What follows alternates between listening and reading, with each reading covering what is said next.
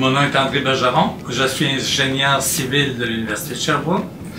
Et depuis 2010, je vais en Haïti pour différents projets de coopération internationale. Tout a commencé quand il y a eu le tremblement de terre en Haïti. J'avais été appelé sur place pour évaluer les bâtiments.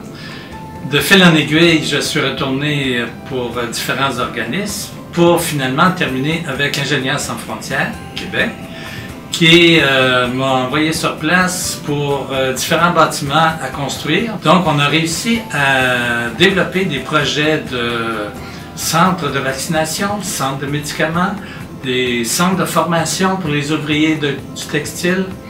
Et tous ces projets-là sont actuellement en route et il y en a encore d'autres à venir. On a ici une photo de gens qui sont super contents d'avoir terminé leur cours de formation. Alors c'est l'euphorie totale après 1 an et demi de formation en génie parasismique. Le principe de la construction parasismique, c'est la récupération de l'énergie. Lors d'un tremblement de terre, il y a une accélération du sol, ce qui induit une force essentiellement latérale sur un bâtiment. Celui-ci doit pouvoir osciller sans se rompre pour dissiper l'énergie. C'est l'ingénieur québécois André Bergeron qui a été invité à faire la conception parasismique de ce nouveau bâtiment. Ici, il y a plein de choses qui sont parasismiques, mais qui ne se voient plus.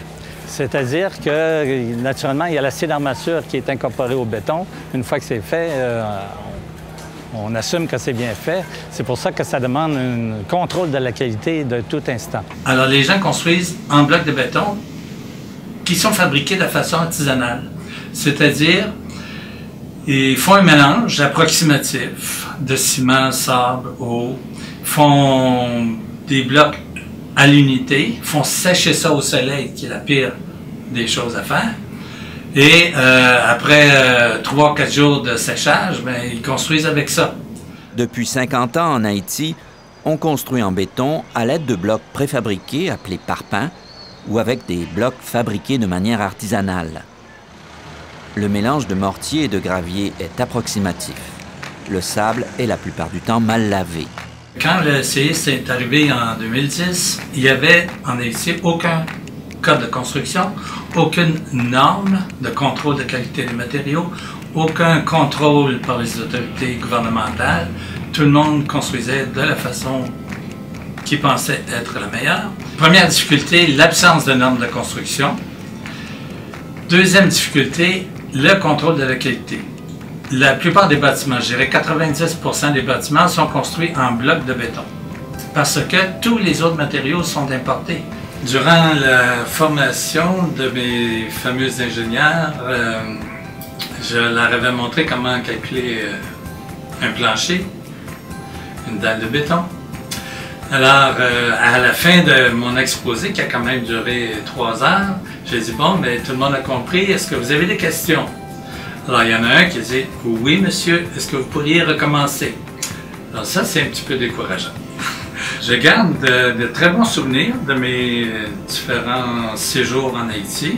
Ce que je pourrais dire de plus valorisant, disons, c'est que j'ai participé à la construction de différents bâtiments qui sont d'utilité publique et qui aide la population en général et non pas d'autres organismes.